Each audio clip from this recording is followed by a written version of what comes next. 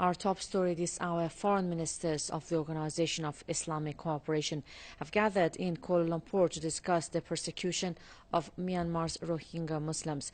The meeting is chaired by Malaysian Prime Minister Najib Razak. He was recently in Myanmar to stop what he described as the genocide of the Rohingya community. The OIC members are trying to pile pressure on the government of Aung San Suu Kyi to stop the bloody violence against the Rohingya.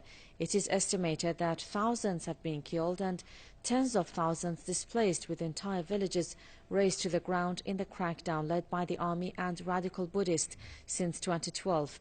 On Wednesday, 41 Myanmar civil society groups called for the establishment of an independent panel to conduct an international probe into the violence.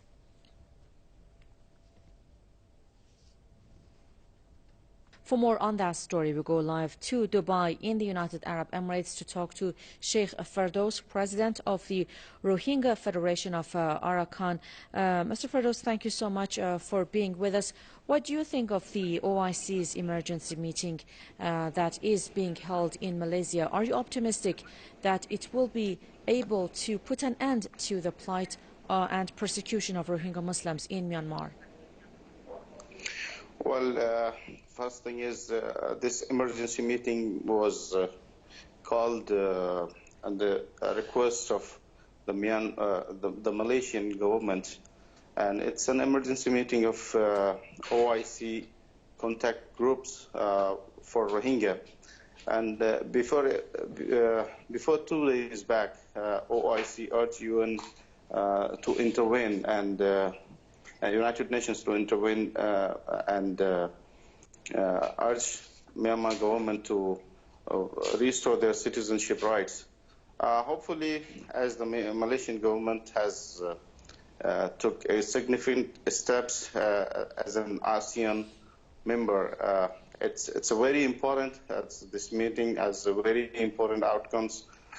We can see OIC Hamid Saeed Albar, who is the envoy of OIC to the Myanmar, is doing and they are following the Rohingya issue, and hopefully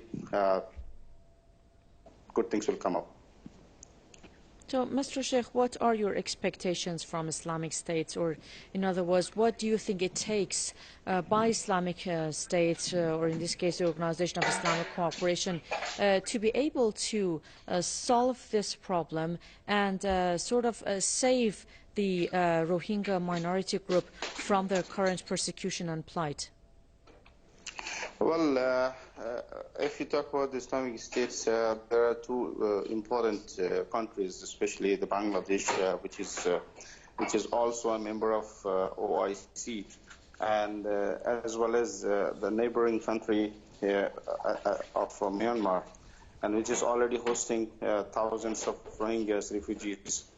So, in this case, I believe Bangladesh government has to take significant steps to return the Rohingyas return back to the Myanmar.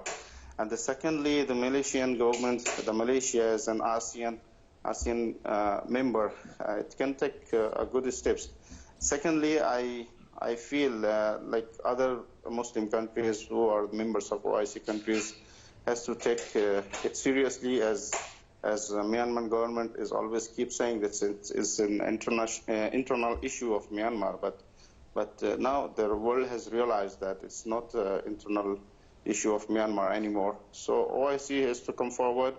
Secondly, the countries who are the members of OIC has to come forward to take it at solid steps to take to solve the issue, not only the statements, not only the resolutions. Countries has to come forward to take it seriously. Mr. Firdaus, why do you think global reaction and international reaction to what's been happening to the Rohingya Muslims has been sort of, maybe we can put it, has been so slow so far, because this has been going on for months. Thousands of Rohingyas, we have heard reports of their women being raped, their houses burnt. Nothing has been done by the government in Myanmar, by Aung San Suu Kyi, and there has been even some denials.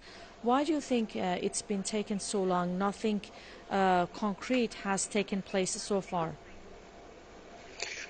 Well, if you remember in your channel in December 2015, before the election of 2016, even at that time, we mentioned that new democratic government of Aung San Suu Kyi will not make a big difference as we Rohingya were expecting, but the world was waiting for this newly democratic government.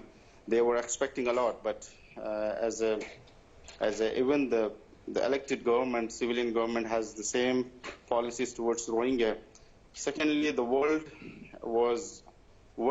have seen that what is she can do and what's going on, what's her policies.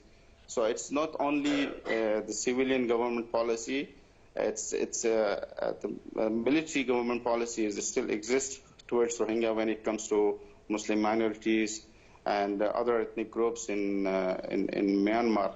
It's the same. So world has seen even after 6 months of newly elected government. So world is still I don't know for what they are waiting for what are they expecting more than this.